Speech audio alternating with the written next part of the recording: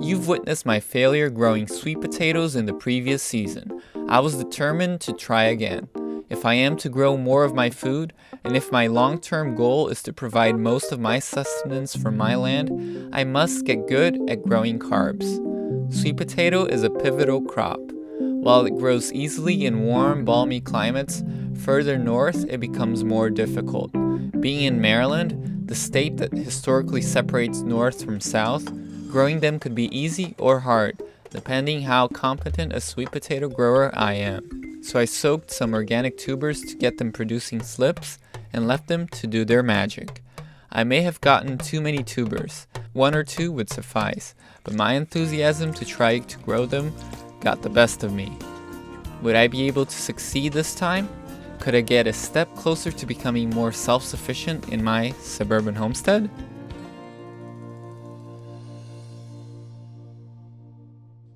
I put the tubers to sprout in mid-May, and about 2 weeks later I had shoots forming. A week later, the vines had more than tripled in size and were displaying healthy, perky leaves. I had seen people complain online on the difficulty of getting their tubers sprouting. I believe if you get an unsprayed organic sweet potato and put it on a warm, sunny spot and remember to keep a bit of water at the bottom of the dish, about ½ an inch or so, you should be successful. I proceeded to cut the slips out, separating them into clumps with a bit of root attached to each, placing them in a glass jar to promote root development. Last year I didn't have to induce sprouting in my potato, since it had started to shoot out by itself. But this year I had no volunteer sprouting potato, so I used this method of laying the potatoes in a dish with a bit of water in the bottom. While I have not tried the method of poking them with skewers and suspending them half submerged in a glass, I feel that perforating the tuber could increase the chance of rot and infection. This is pure speculation on my part, since I have not experimented with that method in depth to have an informed opinion. Putting the cuttings into water for a while will promote root development. About a week later, they had grown roots and were ready to be transplanted. I was going to plant them over the sweet peas, which had reached the end of their season. Peas fix nitrogen in the soil, so my theory was to interplant the sweet potato vines so they could grow while the peas died out, providing the vines with a bit of fertility and a natural mulch, and negating the need to till or disturb the soil much. While still attached to the mother tuber, the vines get all of their moisture and energy from it. When you cut them, they have to start finding their own nourishment. Planting them directly onto the ground without an established root system will put them in a severe risk of wilting and dying before they can establish themselves. Putting them in water will force root production while keeping them hydrated. The small part of tuber attached to them should provide enough sustenance for this gap period until they get to live off of the soil. That is why I cut the slips in such a way as to leave a bit of mother tuber in each. With a hand trowel, I open up holes amongst the dying peas big enough to accommodate the rooted slips. Since groundhogs like to eat sweet potato vines, I had to grow them inside one of the wire enclosures. That made the process much more cumbersome. It would have been way better to grow them in unencumbered ground that allows them to sprawl freely. A few weeks later, the vines looked promising. Due to the hot and wet summer climate, they were quickly taking over the dying peas. Would they have enough time to develop? I could only guess. Perhaps success was in sight. Summer quickly rolled into autumn, and the night chill resumed its role as garden guardian. The first hard frost was near, I could sense it.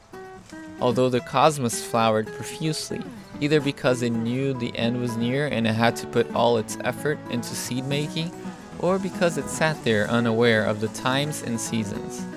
I could only hope the sweet potato had the foresight to prepare tubers while it could. Unlike last year's vine that had to compete with towering tomato vines for sunlight and heat, I had left these potato vines to grow freely inside their box. I was growing 2 different sweet potato varieties, an orange one commonly called yam, and a purple-skinned, white-fleshed variety that I think is generally sweeter. I peeled back the foliage to unearth the tubers. I was hopeful. Perhaps this time my efforts would pay off. I was already thinking of recipes to use the tubers. They are delicious when added to stir fries.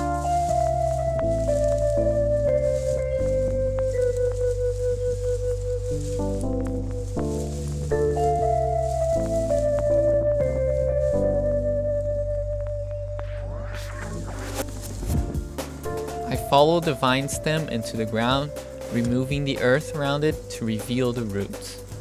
Although I was not armed with a brush, I was being as careful as an archaeologist gingerly unveiling treasures of yore. I could not risk damaging their skin, causing their premature death through infection and rot. And there it lay, as beautiful as a forgotten Mycenaean vessel, rescued intact from the ground. I'm sure southern gardeners are laughing at me right now, as sweet potatoes down there are as abundant as rocks are in northeastern soil.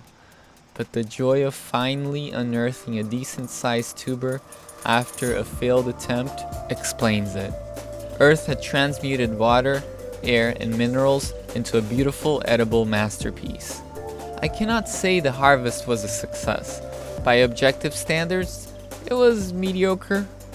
While I had some decent-sized potatoes, I ended up pulling several small ones. Still usable, of course, but far from success. Perhaps they needed a few more weeks of warm weather to show their full potential. Perhaps they wanted a bit more fertility from the soil. I couldn't tell yet, but I knew the garden would have its way of teaching me in time. In its time.